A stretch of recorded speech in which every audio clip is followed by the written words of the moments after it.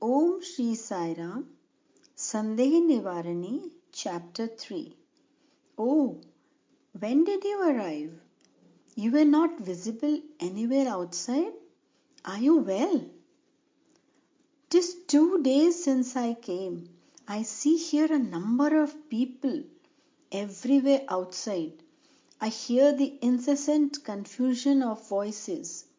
Coming from my place, to avoid that confusion, I find here too much crowd everywhere. Therefore, I entered inside. There it is fine, blissful, quiet. That is why I was in the hall inside. It is as quiet inside as it is restless outside. What is special in this? It is natural. Where there is jaggery, there gather the ants. And between outside and inside, this is the distinction. That is the characteristic. That is how it is. Swami, I do not understand what you say. If you tell me in detail, I shall listen and be happy. You yourself said, didn't you, that there is an outside and an inside? Well, those are what we call Bahya Prapancham and Antara Prapancham, the external world and the internal world. Now, which is the internal? Give me your idea. You want it to come from my mouth itself. It would be so good if you speak. Well, making the questioner himself give out the answers is the Sanatana method of teaching. If those who question themselves give the answers, they would clearly understand the subject. The lecturing style is different. In olden days, all the rishis enabled their disciples to understand Vedanta only by this method. So, come on, speak. Let us see. Do you ask me to speak of the objects I have seen with the eye? Not only the eye. Tell me all that you have experienced and known through all the senses of cognition, the eye, the ear, etc.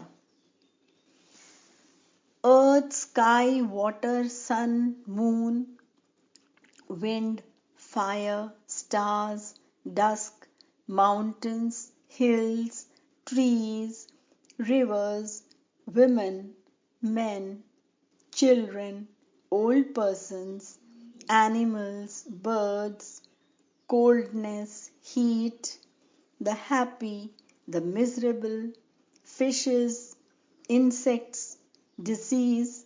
Like these, I have seen many. Enough. That's enough. This is the Prapancha. Did you see it only today? Did it exist yesterday? Will it exist tomorrow? Why do you ask me so, Swami? It has existed like this for ages, isn't it? Who knows for how long it will exist? Or since how long it has existed? Since how long it has existed, you said, isn't it? That is what we speak of as Anadi, beginningless. This external world is beginningless. When there is external, there must be internal also, is it not? Well, have you ever seen a cinema? Ever seen? Why, Swami? The cinema too is a part of the Prapancham, isn't it? I have seen many. What did you see? Tell me. I have seen many wonderful pictures. I have heard numerous experiences of joy and sorrow. I have seen you say, the screen is one, the picture is another. Did you see both? Yes. Did you see the screen and the picture both at the same time? How is that possible, Swami? When the pictures are seen, the screen is not visible. When the screen is visible, the pictures are not seen. Right. The screen, the pictures, do they exist always? No, the screen is permanent, the pictures come and go. As you say, the screen is permanent and the pictures come and go. For this, permanent and impermanent, we use the words sthiram and asthiram, nityam and anityam, sharam and aksharam. I shall ask on another subject. Does the picture fall on the screen or the screen fall on the picture? Which is the basis for what? The pictures fall on the screen. So, for the picture, the screen is the basis. So too, the external world, which is like the picture, has no permanence. It changes. The internal world is fixed. It does not change. The external has the internal as its basis, its substratum. But Swami, I heard you say sharam, aksharam, nityam, anityam.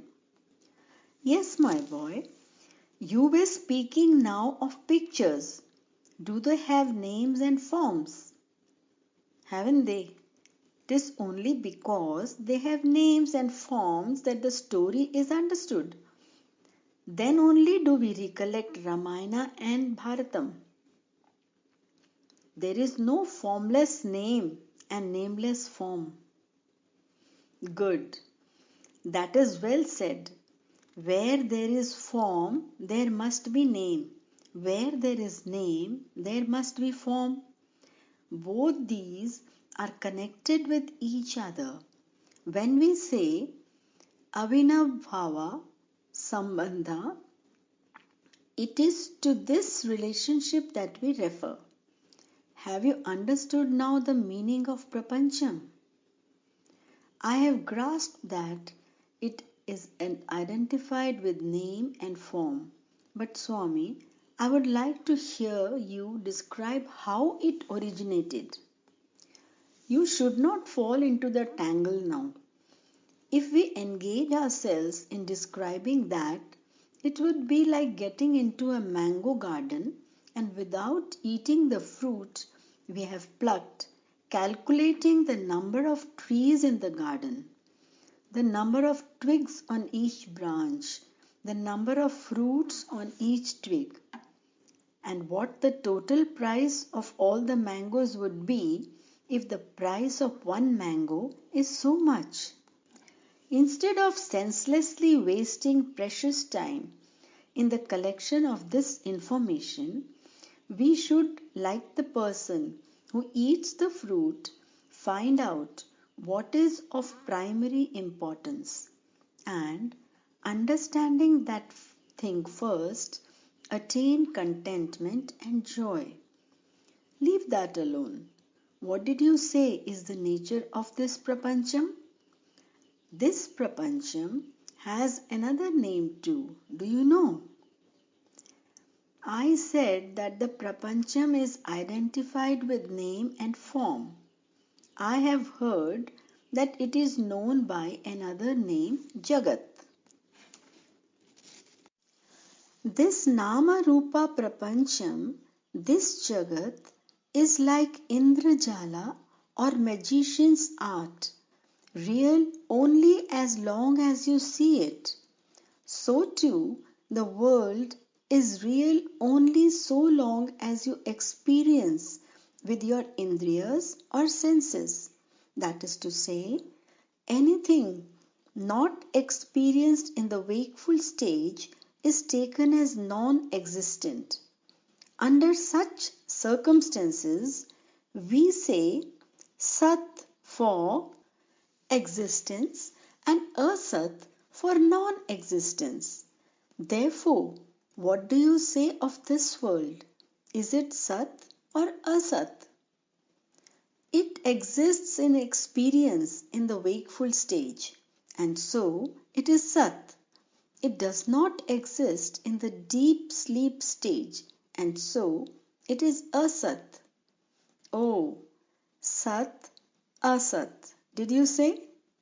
When these two words are added, we get Sada Sat, isn't it? This is what is spoken of by us as Maya. Do you know? Is that Maya similar to magic? Is it not? Indrajalam idam sarvam. All this is the magician's work. That is what the rishis have been saying since ages. Then there must be a performer for all this Indrajala, isn't it? Certainly there is. That magician is God. He is endowed with countless auspicious attributes.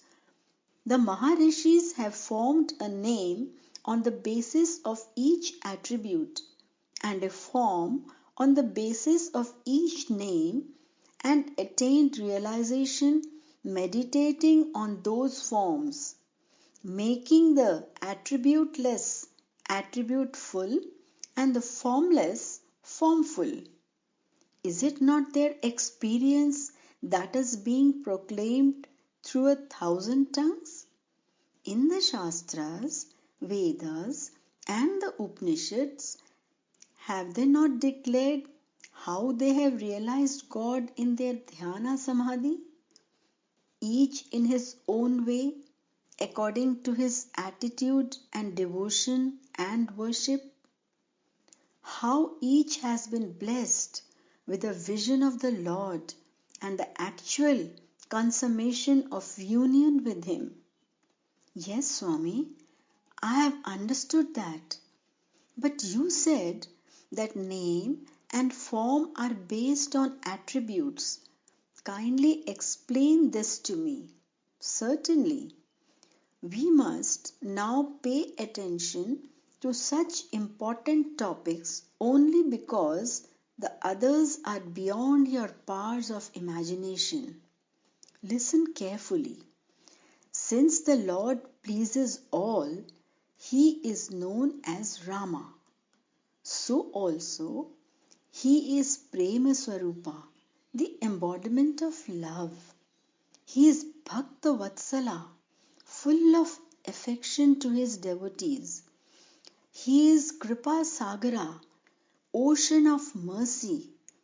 In each such name and form, He has vouchsafed Sakshatkara to Bhaktas and blessed them with Sayujya. The formless God assumes all forms in order to bless Bhaktas. I am happy. I am indeed so happy, Swami. Through your grace, I am understanding quite clearly. Just one doubt. The formless Paramatma you said has countless names. Are all names and forms equal? Is there any difference? What a question. All names and forms are certainly equal. Whatever name and form are worshipped, the Lord is of that unique real Swarupa only. It is possible to realize Him through that name and form. But the Bhakta should pay attention to one matter. In whichever form the Lord is worshipped, the favor prayed for, the purpose must be one.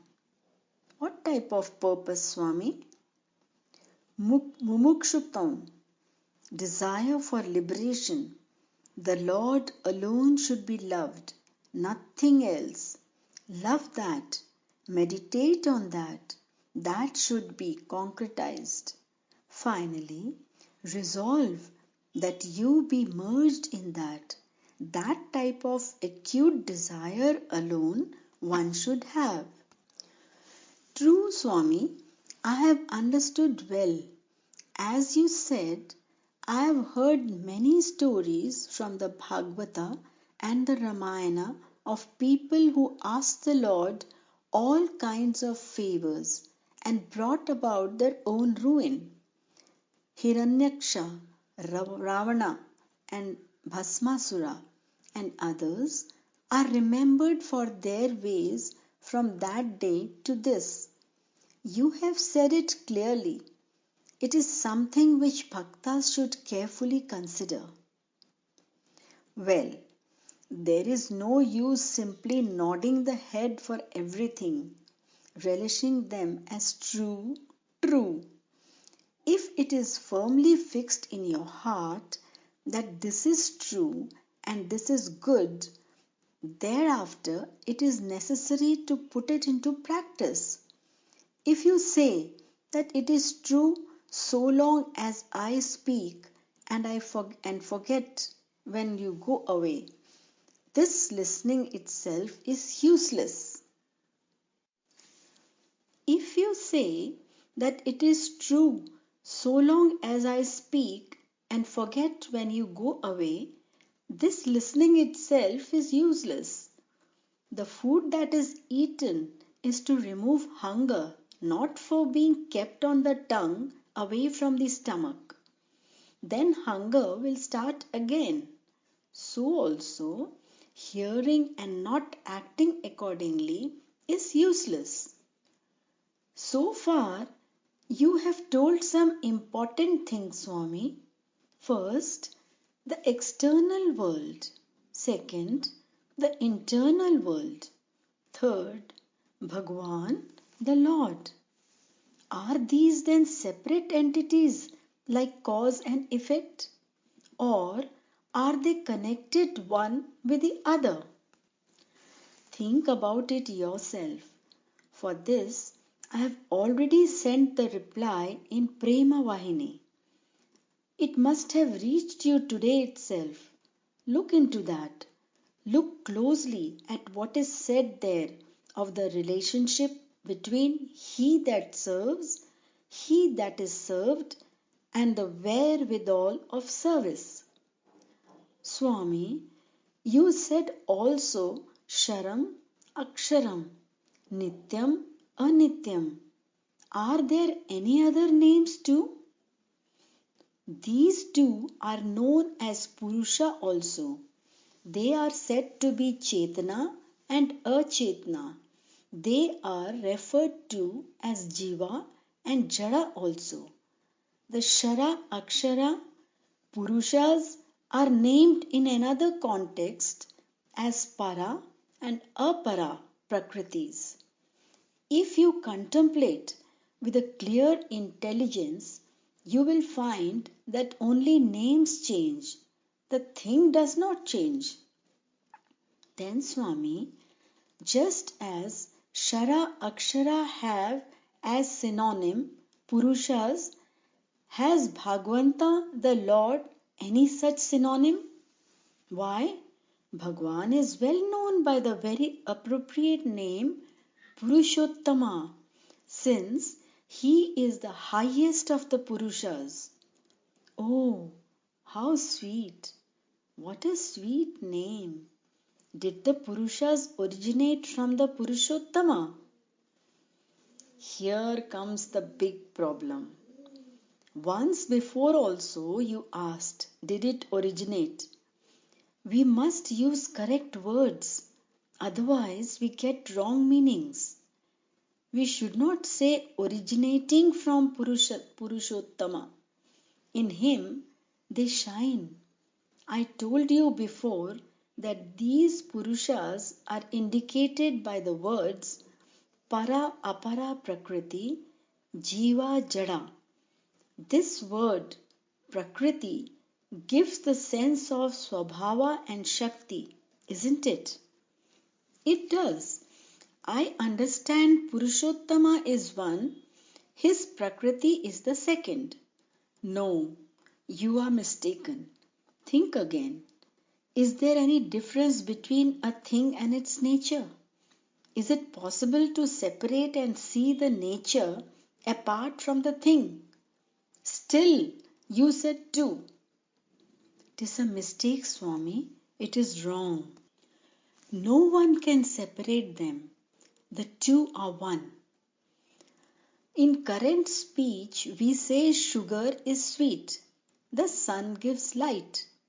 It is hot, etc. Sweetness is in sugar. Light is in the sun. They are not separate. They are one. Sweetness cannot be known unless sugar is placed on the tongue. Without seeing the sun, light and heat cannot be known. Thus, Bhagawan has two characteristics. When we speak of them as two, they are referred to as Purusha and Prakriti, but they are really one. Prakriti in the Bhagawan, this is what is known by the name Mahamaya, is unmanifested and inseparable like sweetness in sugar. Avinabhava Vasam Bandham means just this relationship. Avinabhava Sambandham means just this relationship. By mere willing, this Maya envelops Bhagavan and manifests in the form of cosmos or Brahmand. This is what is called Samashti Vishwarupa or absolute full world form. It is this absolute that expresses itself as Jagat through the power of avidya according to the divine will.